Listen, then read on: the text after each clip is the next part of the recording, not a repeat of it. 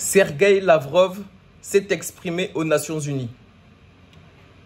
Il dit que tous les États ne respectent pas les principes clés des Nations Unies, c'est-à-dire l'égalité souveraine et la Charte des Nations Unies. Il vise très clairement les États-Unis. Il parle de l'exceptionnalisme américain, des décisions du Conseil de sécurité qui ne sont pas respectées et de l'interprétation pernicieuse du droit international qui est faite par l'Occident collectif. Tous les États représentés dans cette salle ne reconnaissent pas le principe clé de la Charte des Nations Unies, l'égalité souveraine de tous les États. Les États-Unis ont depuis longtemps proclamé par la voix de leur président leur propre exceptionnalisme.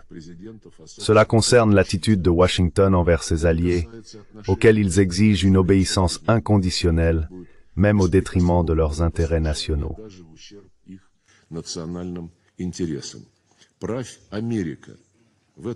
Dirige l'Amérique, c'est l'essence de l'ordre prétendu basé sur des règles, une menace directe à la multilatéralité et à la paix internationale. Les composants les plus importants du droit international, la Charte des Nations Unies et les décisions de notre Conseil, sont interprétés de manière perverse et sélective par l'Occident collectif en fonction des directives reçues de la Maison-Blanche. Et de nombreuses résolutions du Conseil de sécurité sont tout simplement ignorées.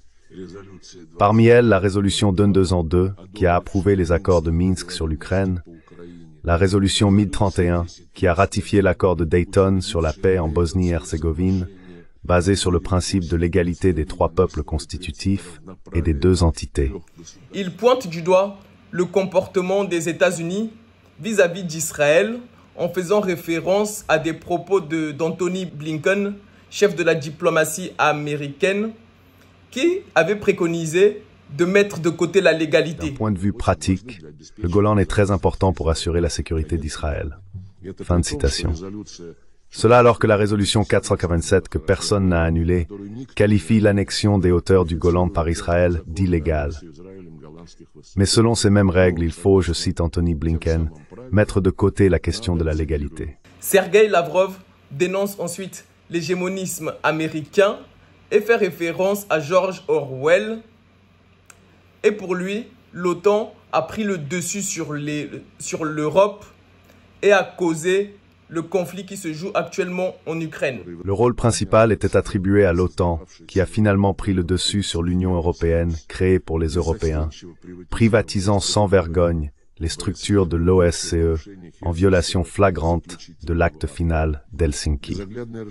L'expansion effrénée de l'OTAN, malgré les multiples avertissements de Moscou, a provoqué la crise ukrainienne, à commencer par le coup d'État organisé par Washington en février 2014.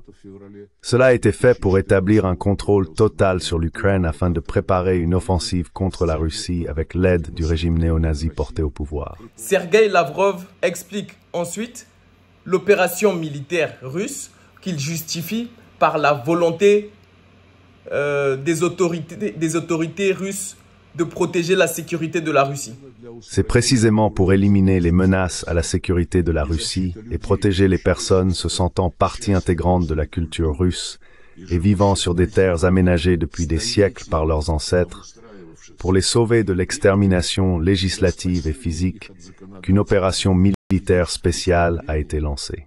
Sergueï Lavrov demande ensuite au maître du régime ukrainien de respecter l'article 1.3 de la Charte des Nations Unies qui dit et qui garantit le droit de tous sans distinction, et il accuse ensuite les États-Unis d'attiser la confrontation. Je m'adresse au maître du régime ukrainien. Obligez-le à respecter l'article 1.3 de la Charte des Nations Unies qui garantit les droits et libertés fondamentaux de toutes les personnes sans distinction de race, de sexe, de langue et de religion. Chers collègues, l'Alliance de l'Atlantique Nord ne se contente plus de la guerre qu'elle a déclenchée contre la Russie par les mains du pouvoir illégal à Kiev.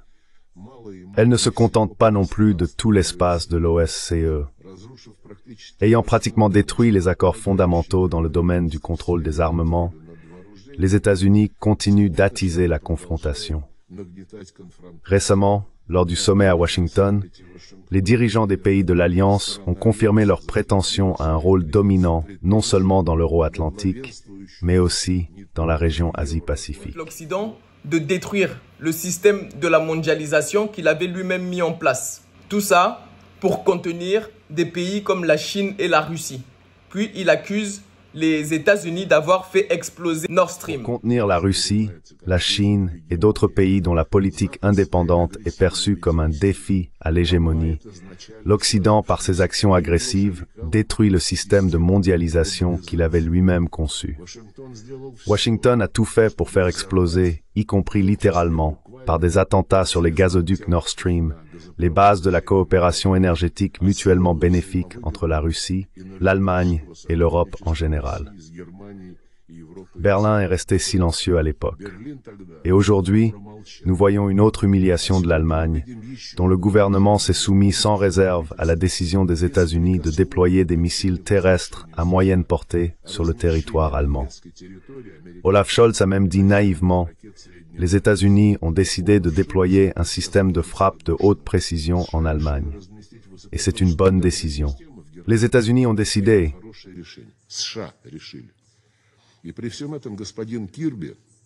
Et malgré tout cela, M. Kirby, coordinateur des questions médiatiques à Washington, déclare au nom du président des États-Unis, je cite, « Nous ne cherchons pas à déclencher la Troisième Guerre mondiale. Cela aurait des conséquences terribles pour le continent européen. » Fin de citation. Comme on dit un lapsus freudien. C'est-à-dire que Washington est convaincu que d'une nouvelle guerre mondiale, ce ne sont pas les États-Unis qui souffriront, mais leurs alliés européens. Si les stratégies de l'administration Biden sont basées sur une telle analyse, c'est une erreur extrêmement dangereuse. Et les Européens, bien sûr, doivent réaliser le rôle suicidaire qui leur est réservé. Les Américains, en mobilisant tout l'Occident collectif, étendent la guerre économique et commerciale contre ceux qui leur déplaisent, lançant une campagne sans précédent de mesures coercitives unilatérales qui frappent en premier lieu l'Europe comme un boomerang et conduisent à une fragmentation accrue de l'économie mondiale. Ils pensent que les pratiques néocoloniales nuisent à l'Afrique, à l'Asie et à l'Amérique latine et que la géopolitique a enterré les lois autrefois sacrées de l'Occident, selon lui. Donc les actions des États-Unis et de ses alliés entravent la construction d'un monde plus juste pour tout le monde. La géopolitique a enterré les lois du marché autrefois sacrées pour l'Occident.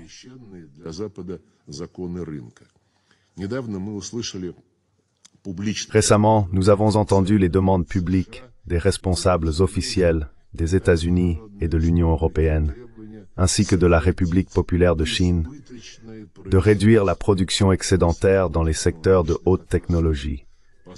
Cela est dû au fait que l'Occident a commencé à perdre ses avantages de longue date dans ces domaines. Maintenant, au lieu des principes du marché, ce sont ces mêmes règles qui s'appliquent.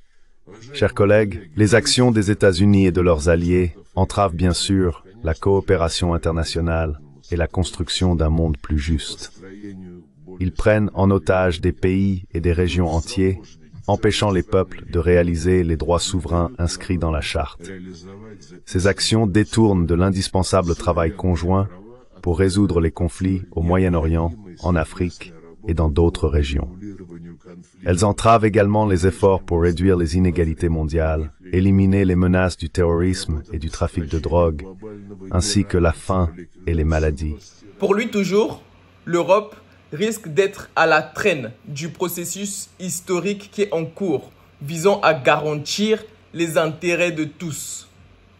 De plus, toutes les institutions internationales doivent, selon lui, être réformées afin que soient mieux représentées l'Afrique, l'Amérique latine et l'Asie.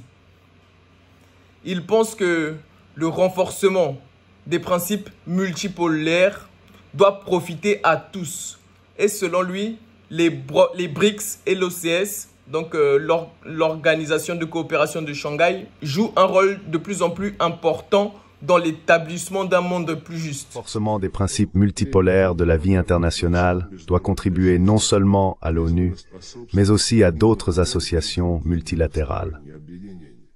Parmi elles, le groupe des 20, où sont représentés à la fois les pays de la majorité mondiale et les États occidentaux. Le mandat du G20 est strictement limité aux questions économiques et de développement. Il est donc important que le dialogue substantiel sur cette plateforme soit exempt de tentatives opportunistes d'introduire des sujets géopolitiques. Sinon, nous compromettrons cette plateforme utile.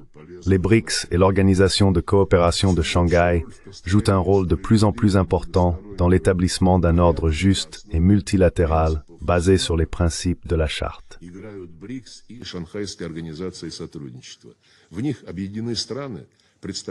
Elle regroupe des pays représentant différentes régions et civilisations, coopérant sur la base de l'égalité, du respect mutuel, du consensus et des compromis mutuellement acceptables. C'est ce que j'appellerais le standard d'or de l'interaction multilatérale impliquant les grandes puissances.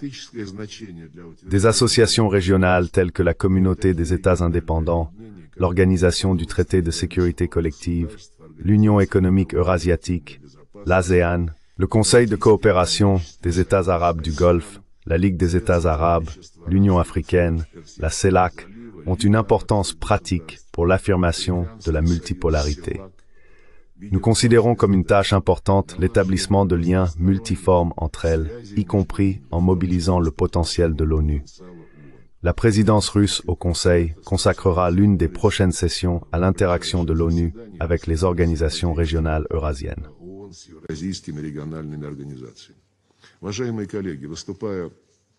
Chers collègues, lors de son discours au Forum parlementaire des BRICS à Saint-Pétersbourg le 9 juillet, Vladimir Poutine a déclaré que l'établissement d'un ordre mondial reflétant l'équilibre réel des forces est un processus complexe et souvent même douloureux. Fin de citation. Nous estimons que les discussions sur ce sujet doivent se dérouler sans sombrer dans une polémique stérile, sur la base d'une analyse lucide de l'ensemble des faits. Il est avant tout nécessaire de rétablir une diplomatie professionnelle, une culture du dialogue, la capacité d'écouter et d'entendre, de maintenir des canaux de communication en cas de crise. Les politiciens et les diplomates sont-ils capables de formuler une sorte de vision commune de l'avenir? Il invite ensuite tout le monde à travailler ensemble dans l'intérêt global et dans l'intérêt d'une véritable multipolarité. Et il veut mettre en exergue la diversité multiculturelle mondiale. Alors les Nations Unies seront capables de surmonter les divergences actuelles et de parvenir à un consensus sur la plupart des questions. La fin de l'histoire n'a pas eu lieu. Travaillons ensemble dans l'intérêt du début d'une véritable multilatéralité, reflétant toute la richesse de la diversité culturelle et civilisationnelle des peuples du monde. Nous vous invitons à la discussion. Bien entendu, elle doit être honnête. Qu'est-ce que vous en pensez de cette prise de position de Sergueï Lavrov? Je vous mets le lien de son intervention complète dans les commentaires. Likez la vidéo et abonnez-vous si vous avez apprécié. Et on se dit à très vite pour une prochaine vidéo d'actualité. À bientôt l'équipe.